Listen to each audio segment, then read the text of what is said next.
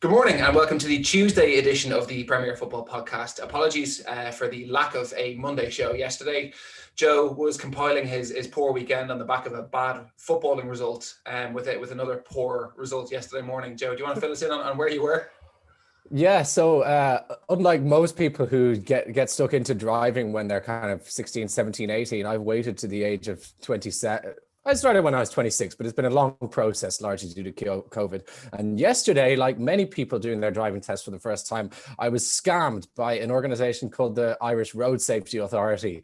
And they made up situations where apparently my observation wasn't quite what they were looking for. Nothing to do with my actual driving. It was apparently stuff like not checking my wing mirrors enough when I was switching lanes or turning left or right, even though I was. And when I asked for examples of this, I was just given the street names where these incidents took place, not what actually happened or what I could work on for next time. So Rafe, I felt extremely aggrieved, and I suppose when the guy was giving me my results, I was expecting to pass, so my demeanor was very calm and confident and collected. And then when he told me that I hadn't, my mood immediately changed. I'm kind of like that. I can go from hot to cold in a split second for the smallest of things. So if it was something that I felt I was cheated out of, you could imagine how moody I swiftly became. Yeah, I can certainly imagine that being the case. Well, look, Joe, at least you always have the football, you know?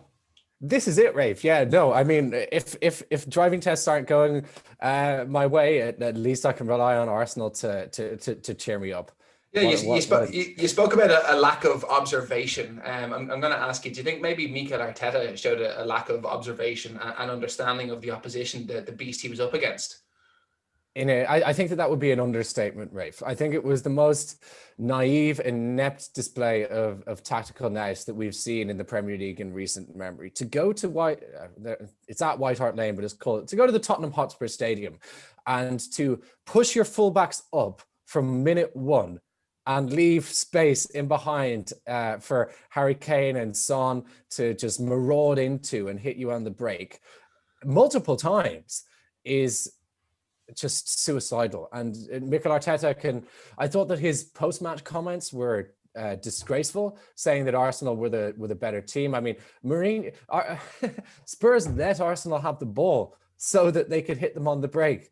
That's what Mourinho wanted. He knew that they were going to concede possession, that Arsenal were going to put in lots of crosses, that Arsenal might even test Hugo Lloris more than he would usually like to. But it was all part of his game plan. And if you play like that, you're willingly allowing the opposition to come and test your keeper in the knowledge that a few times during the game you're going to be able to hit them on the break. And with players like Harry Kane and Son Heung-min, more often than not, it's going to be to lethal effect. And that's exactly what happened on Sunday afternoon. Yeah, I was listening in the build-up to the game, interesting discussions about who was going to have more of the ball or who was going to be able to concede possession of the ball, because you would think that both of these teams wouldn't want the ball in the game. You'd think that they'd both want to try to do the others on the break. And Spurs being the home team, you almost expected to be the ones that had to go and take the game to Arsenal. We saw what, and I know we'll talk about Chelsea in a couple of minutes, but we saw how Chelsea and Spurs both approached that game, where they both sat very, very deep, and Chelsea ended up having the ball because they were the home team, but they were very, very cautious of overextending themselves for fear of playing directly into that Jose Mourinho trap. Because, I mean, what Son wants to do is get in behind the right back. You know, Kane's going to drop short. He's going to pull a central defender with him. He's going to play a 1-2 with a midfielder, and then he's going to turn and play first time into that space. And I just don't know what Arsenal did to negate it. You know, they tried to play the back three and obviously go man for man with holding on Heung-min Son, but that's I don't even know how to describe the mismatch. It's an accident waiting to happen, man. You've got Tierney on the other side, okay, who's playing as part of the back three, and Tierney's got wheels. He can keep up with wingers. Who started on the right for Spurs? It was Bergwijn. Yeah. He was never going to trouble him for pace, but he's played Bellerin as part of on the right of a back five or in the middle of a midfield four, whatever you want to call it. And you really think that Bellerin should have been the one left doing that on the right side of that back three, or otherwise somebody like Saka or anybody, just or Ainsley Maitland-Niles. Ainsley Maitland-Niles should have started ahead of. I don't know if you remember, but the times against Liverpool where Arsenal have done well, Ainsley Maitland-Niles has played a stormer up against either Mane or Salah. He's really good at just sticking on a man. I think that this was the game to play him and just put him on Son and not give him any space. I mean, I think he's made it too easy.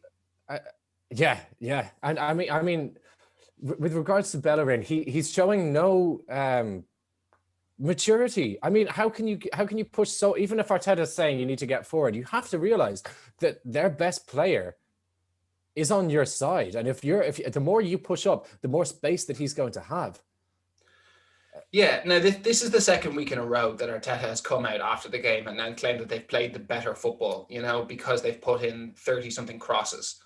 If you look at how Arsenal score their goals or have traditionally scored their goals, how many goals do they score from crossing the ball into the box and heading it in?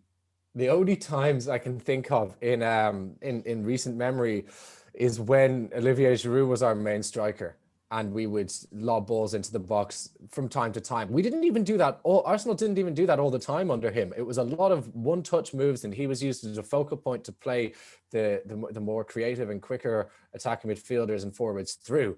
But that's the only time. I mean, when you have Lacazette, who's 5'9", and Aubameyang, who is 6'1", but he's hardly renowned for his aerial ability as your two main forwards, crossing the ball into the box is just not going to work. What Aubameyang needs is to be playing on the counter-attack so you can utilize his lethal pace. And when he's been so good for Arsenal in the last couple of seasons, up until the start of this season, it's been doing exactly that.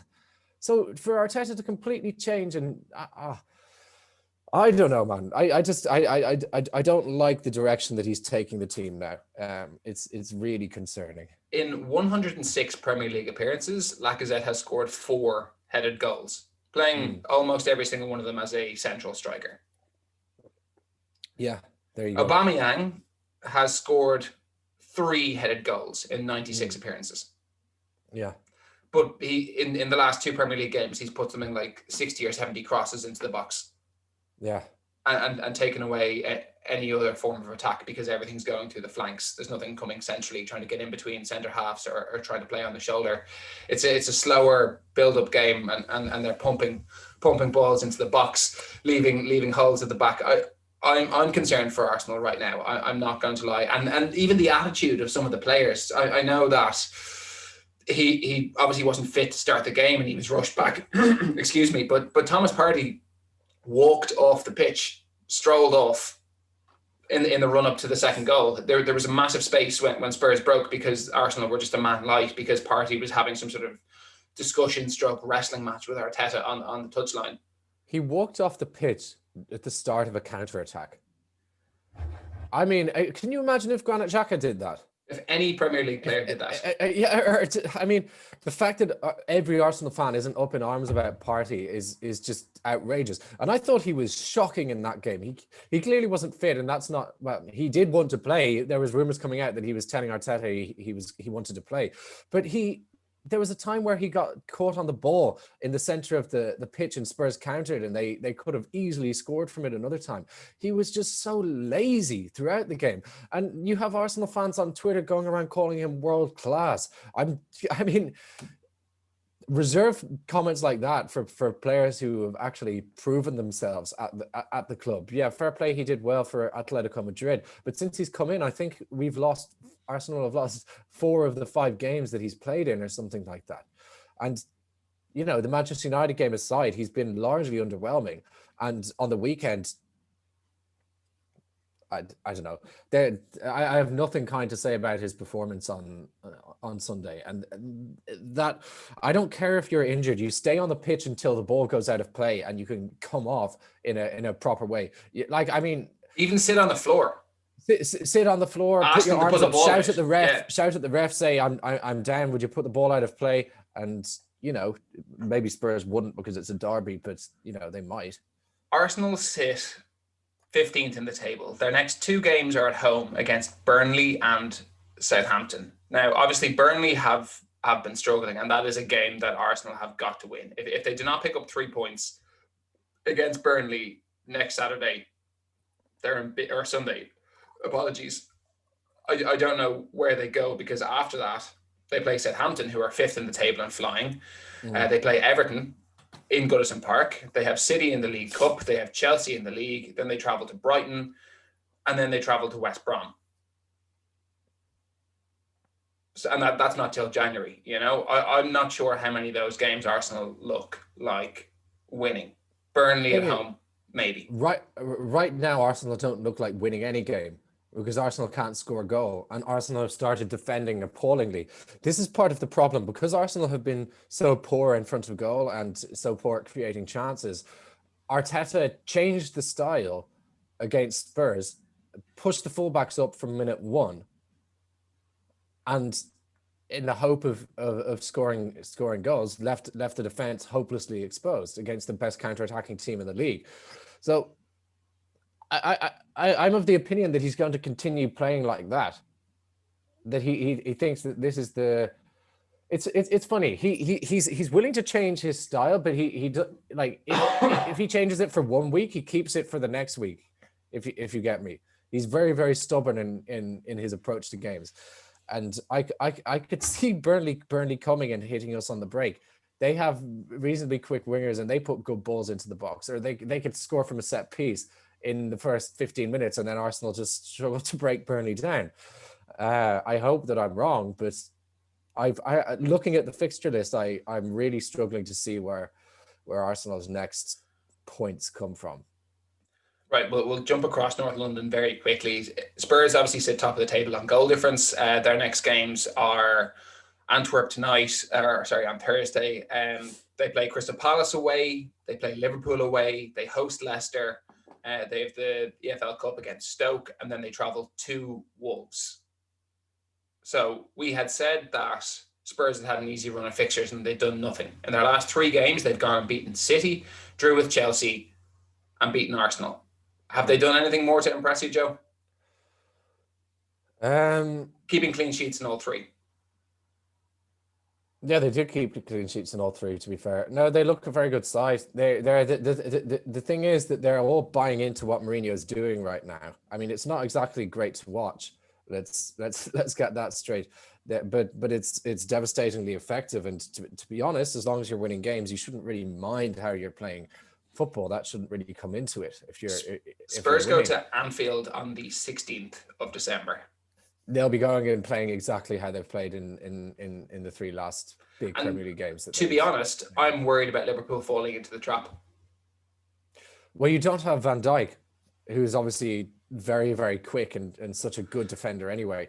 But and you do like to push your fullbacks up as well. The difference, I suppose, between Liverpool and Arsenal systems is that Liverpool do allow for those midfielders to cover the space in behind their fullbacks. Jordan Henderson is going to be racing Hummins on down that right side, not Trent Alexander-Arnold. And obviously Gini Wijnaldum on the other side is going to be tracking who's ever marauding down the Spurs right.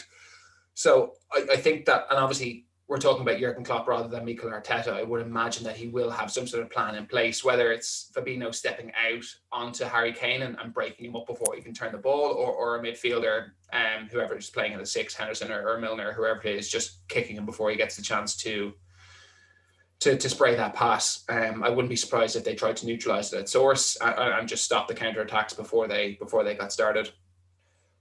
I completely agree. Can I just say something? Yeah. I can't believe how naive the likes of Guardiola and Arteta have been against Spurs. Fair enough, Spurs winning the easier games because you really expect them to, but for Guardiola and Arteta to be so naive and to not instruct their, Guardiola is usually the king of telling his players to commit professional fouls on the counter attack. And he didn't quite do that in the loss to Spurs.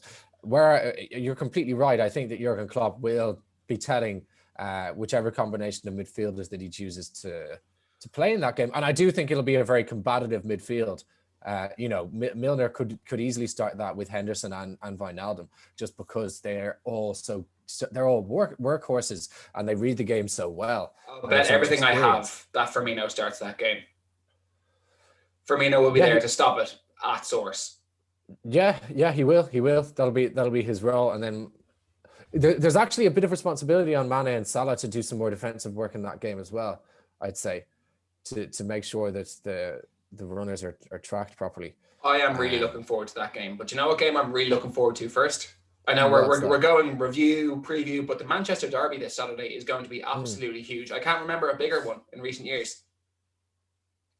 City need to win, don't they? United are City their need to one. win. United need to win. United can go level second if they win their game in hand against Burnley. People are talking about Spurs as title challengers. Manchester United are up there as well. At the start of the year, I said Liverpool and Manchester United 1 and 2, and it's looking like it's starting to come good. Bruno Fernandes is possibly the best player in the Premier League.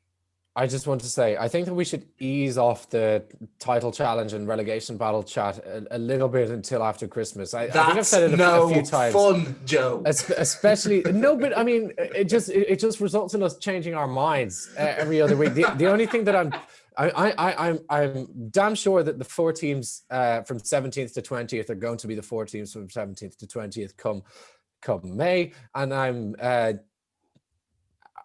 if I was a betting man, I'd bet money on Liverpool winning the league. Not that's a great bet to take because they'd be odds-on favourites. But I mean, in regards to who's going to be in the title race, we're 11 games in. 11 games in last season, both Spurs and Manchester United were on 13 points, which is the same amount of points that Arsenal are on now. The only difference is there is the teams down the table were doing a little bit worse. So Spurs and United were in 10th and 11th place.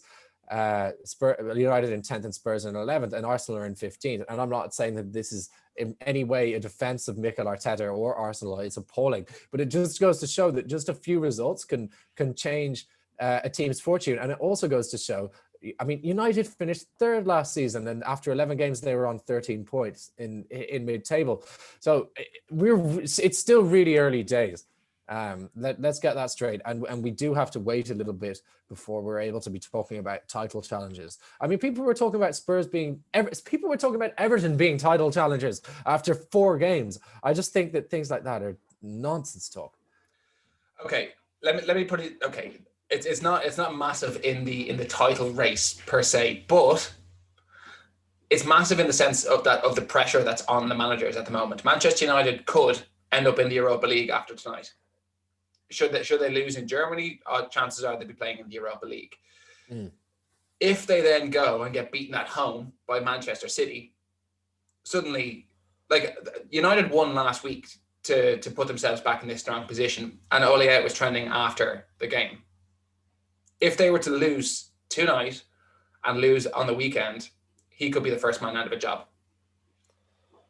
I still think he's safe. I get your point. The thing with Ole is that I think no matter how good he does, there's clearly something about him which a lot of Manchester United fans don't like, and which a number of commentators don't like as well. He just doesn't come across as a very intelligent, or is that harsh?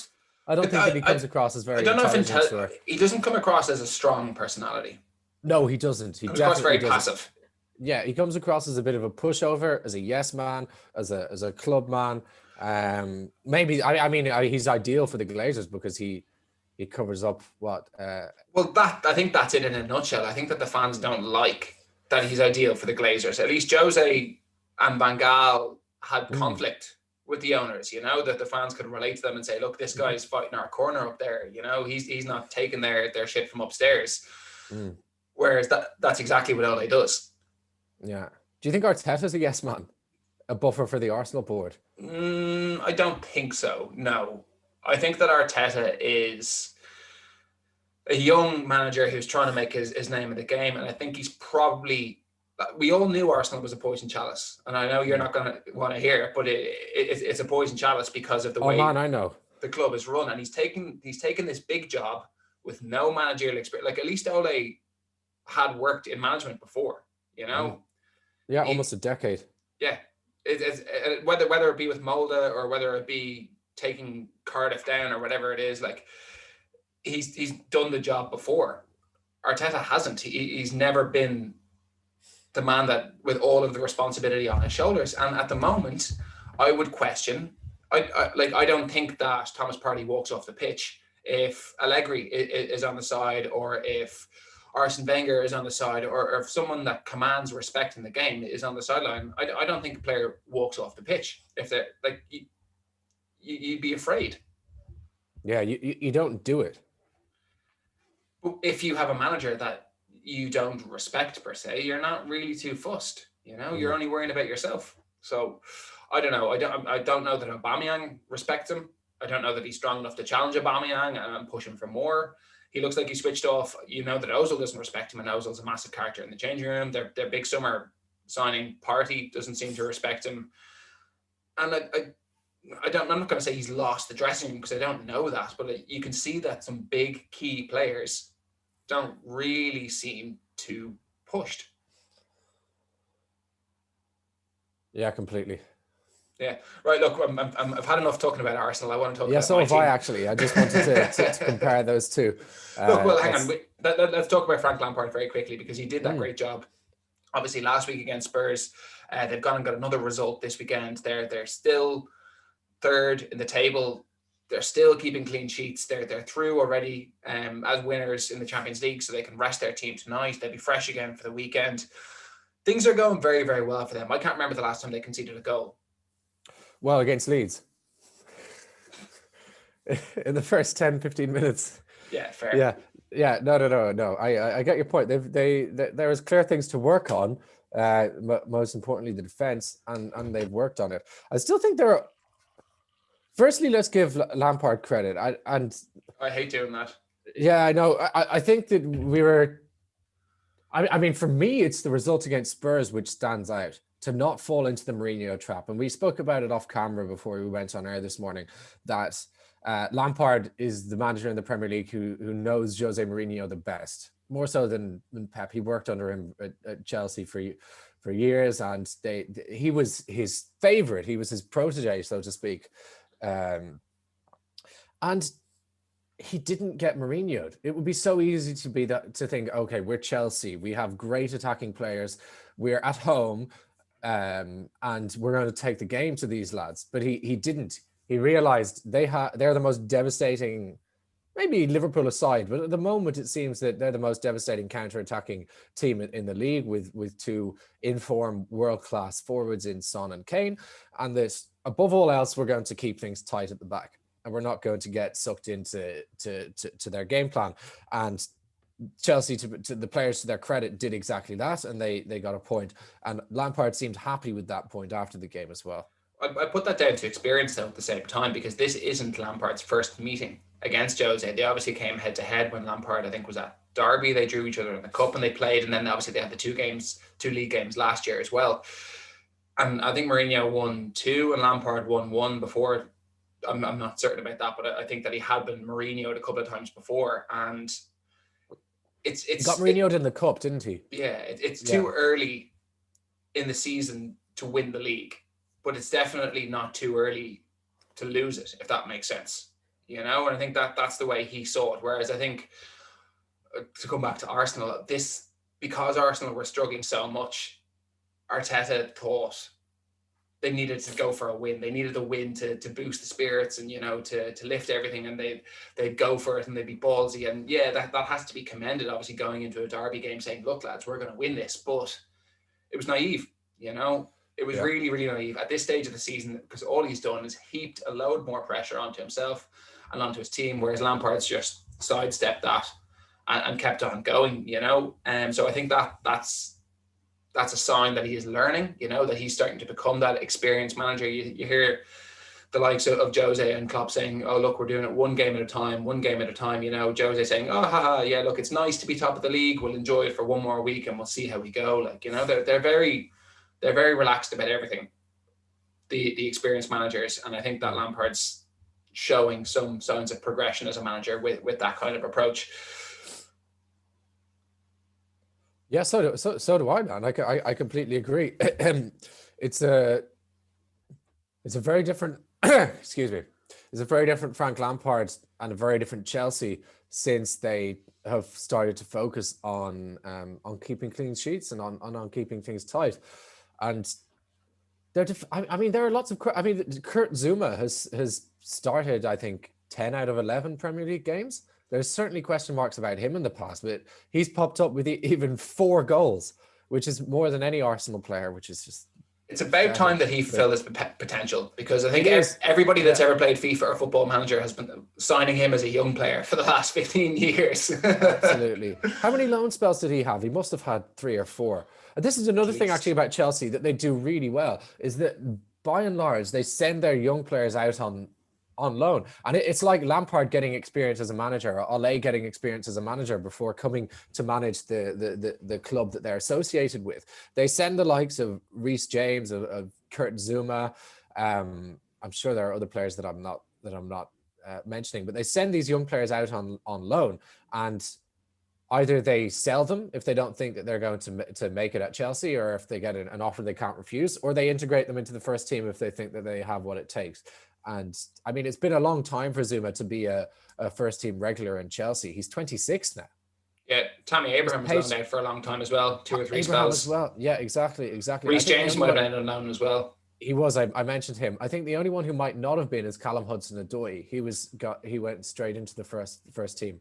I can't remember him being on loan. I could be wrong, but I feel like he went straight into the first team 2 seasons ago, and it stands them in good stead going into the Championship and playing full seasons in the Championship. Does players the world of good. Yeah, agreed for sure. Look, to go through a couple of results very quickly. Everton, Burnley 1-1, a game that Everton probably would have expected to win. It's a good point for Burnley. I think that kind of shows us the depth that Everton have, missing obviously their fullbacks. They're not expected to go and do too much. The game that I want to talk about now is obviously Liverpool-Wolves. Liverpool still ravaged with injuries. Wolves obviously looking not back to their best, but still looking like a good top half of the table team, beating Arsenal last week. Obviously, they're missing Raul Jimenez. They're playing 4-4-2 these days, or 4-3-3 midweek. Switch to the 4 instead of the 5 at the back. And it's brilliant to see Conor Cody back playing for Liverpool again. I knew that you'd say that. I mean, all jokes aside, it's not something that you usually associate with him. He's usually really, really solid. And I mean, first credit to Liverpool, because Wolves are not an easy team to play against. Wolves are a pretty good side. They make it really difficult for you. And this is something we haven't seen. This is the second time that they've lost 4-0 in the Premier League this season. They lost 4-0 to West Ham earlier on. It was West Ham's first win, and it got them on the good run that they've been on over the past couple of months. A great response from Liverpool from the draw against Brighton the weekend before, and for me, shows how important Jorginho Wijnaldum is. I mean, he has played in all but 37 minutes of Premier League football this season. Midfielders are dropping like flies around him, and he's just playing week in, week out, twice a week in the Champions League as well, putting in great performances, capping his performance on the weekend with a rare goal. He perhaps doesn't score as much as he should. If you remember when he played for Newcastle, he scored 11 in the league that season. I wouldn't say he doesn't score as much as he should. I think that's more a positional thing with Liverpool. He plays in a more advanced role for the Netherlands, and he scores a lot for them. He played a bit more advanced for Newcastle. Playing for Liverpool, he tends to play as a number 6, or as a second number 6, a left-sided number 6, rather a wide number 6. Yeah, part of a double pivot rather than as a number 8 or a number 10. So I think that's more a positional thing. He tends to run more than anybody on the pitch and have a lot of successful passes, and he moves the play from left to right very quickly. But a lot of the work he does for Liverpool is defensive, and this is why he's so important. Is because he has all of that technique and all of that ability. And he doesn't care about sacrificing all of the headlines. You know, he does the dirty work. He's not, look, and credit to James Milner. James Milner is a phenomenal player, but he's not as technically gifted as Gini Wijnaldum. He's not a goal scorer in the same way. He's not as fresh. But Wijnaldum's more than happy to do that job, you know, to stay out of the limelight and just work for the 3 points every single week. Let me give you some appearance stats for Gini Wijnaldum. I know we like doing this. So since he's come to the Premier League, he played 40 games for Newcastle in his first season. Moved to Liverpool, he played 42 games in his first season. Then he played 50 games in his second season. He played 47 in his third season, 47 in his fourth season, and then he's already played 18 games this season. 18 games, and we're only 11 games into the Premier League season. Yeah.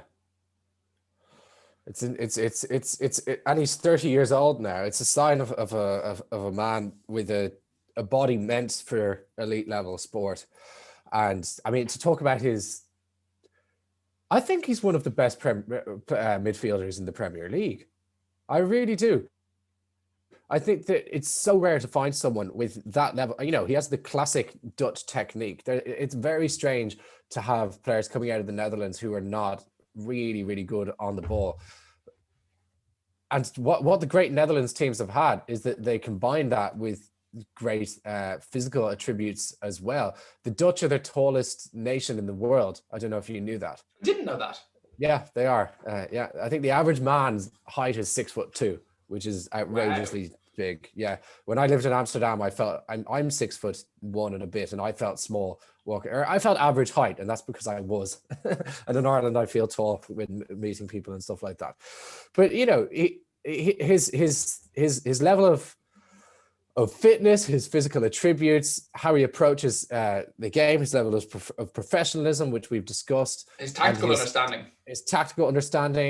his adaptability, selflessness.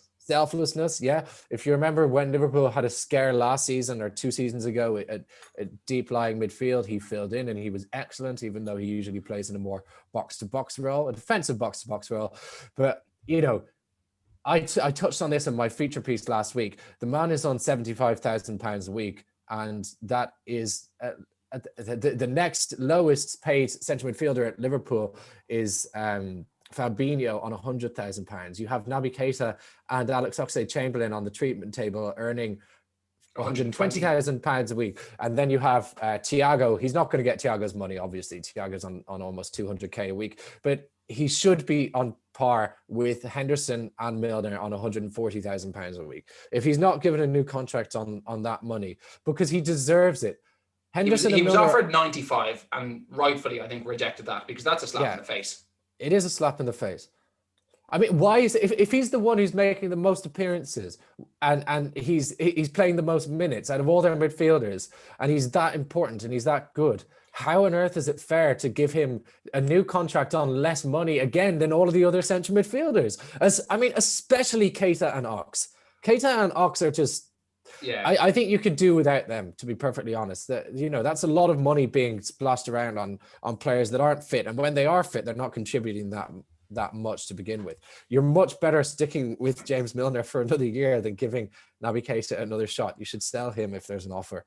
And Oxlade-Chamberlain. If an Everton came in for Oxlade-Chamberlain, that would be I don't think there are too many offers, but you never know what Michael Edwards will drum up. I think you could get 35 million. I think you get what you paid for Ox easily. I think the biggest issue with the contract situation is that they're not just negotiating with Wijnaldum. They're essentially about to double Sadio Mane's wages as well to tie him down long term.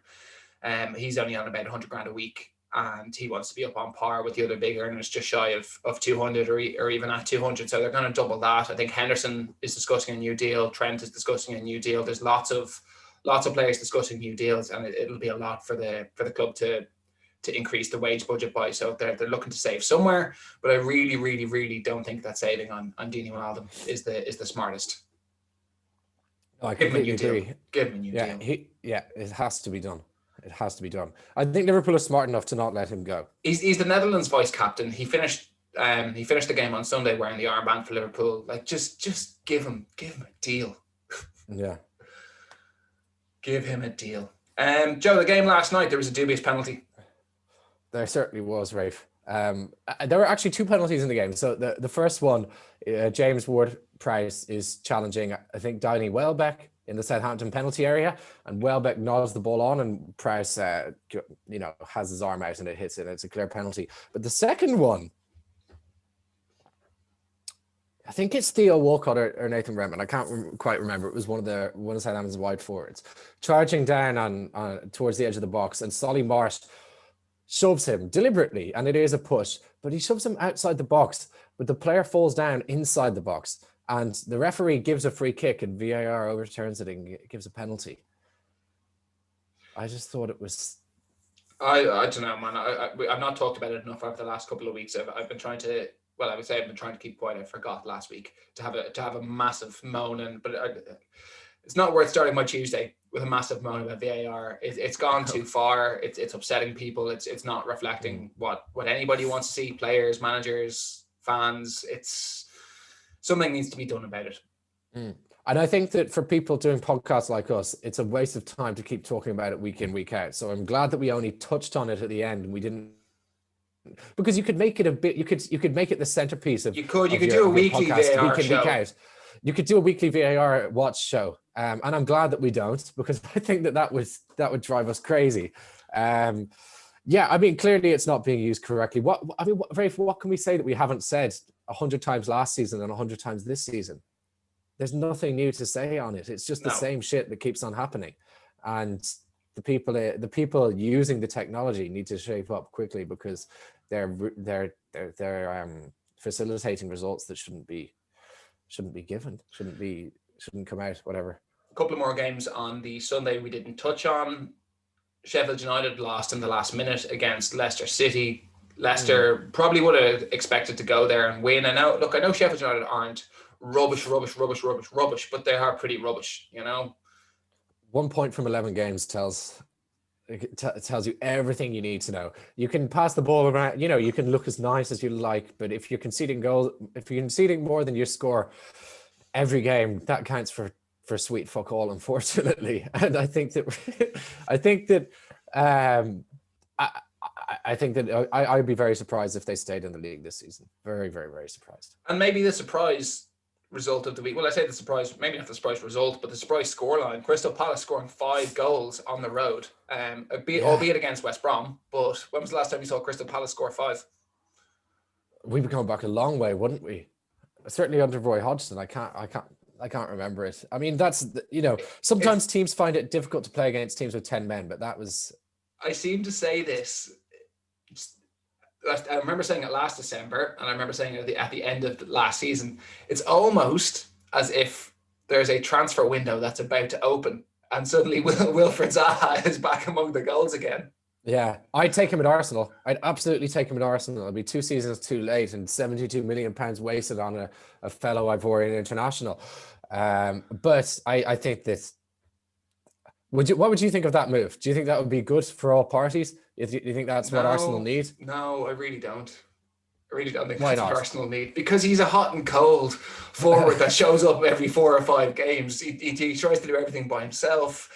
I don't think he's done anything to prove that he's able to play at a higher level, man. He scores 7 or 8 goals a season for a lower. I think he's already scored about 5 or 6 in the league this season. But yeah, usually he doesesn't score that. Yeah, look, man. If he doesn't get a January move, he'll go quiet again until May. He'll pop up with a couple of goals. He did this October, or was it December last year, before the January window opened.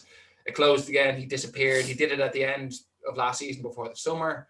Didn't get his move. He did it for the first couple of games of the season while the window was still open. Window closed. He went off the ball. Suddenly the window's about to open. He's scoring goals again. I mean, 7 and 9, man. Yeah. It's not to be sniffed at. But yeah. Now, what's his level then? Is he at his level, or is it in and around? He's not too far away from his level. Man, I'm sure he could go and play for a big team, but I just don't think that going to Arsenal right now is the best move for anybody. I don't think that's what they need. That's not what he needs. That's not what they need, because there are issues at Arsenal that are bigger than the individual players. They need to get rid of a lot of players at Arsenal before they can start worrying about who they're bringing in, to be honest. Absolutely. Yeah. No, honestly, get rid of them all. Play the youth team, play the reserves, just get rid of them and start from the beginning. If you're gonna stick with Arteta and you're gonna give him time, you've got to clear out all the old shit. Yeah, I agree. Do you know with Arsenal they've had three different CEOs and 4 different managers in 2 years? Yeah, you'd know it by looking at the state of the team. Look, we're not going back down the Arsenal rabbit hole. Joe, it's been fantastic to get the Tuesday show done. Apologies again to everybody listening at home. For the lack of a Monday show. We won't do it to you too often. We're providing the content then. We're providing the content though today. Joe, commiserations on the football, commiserations on the driving test, and I hope that your week only gets better from here. At least you've got Thursday night to look forward to when Arsenal play Dundalk again. You know, you Yeah. might. Do you know what? And this whole thing about COVID really pisses me off because this would have been a great game to go to. Dundalk is just an hour away on the train. So Yeah. it would have been great to be able to. I mean, it's a bit of a shithole, actually. No offense to Dundalk itself. I've been there for work a couple of times, and it's not a place I'd be screaming to go to. But it would have been nice. It's only an hour away from Dublin on the train. It would have been nice to go up there and watch Arsenal play. But such is life. We're in the middle of a global pandemic, and these things are just not possible right now. Rafe, thanks very much. That was great. Lads, thanks for watching. Don't forget, as always, to smash the like on the video, share the content around, and subscribe to the channel if you're new.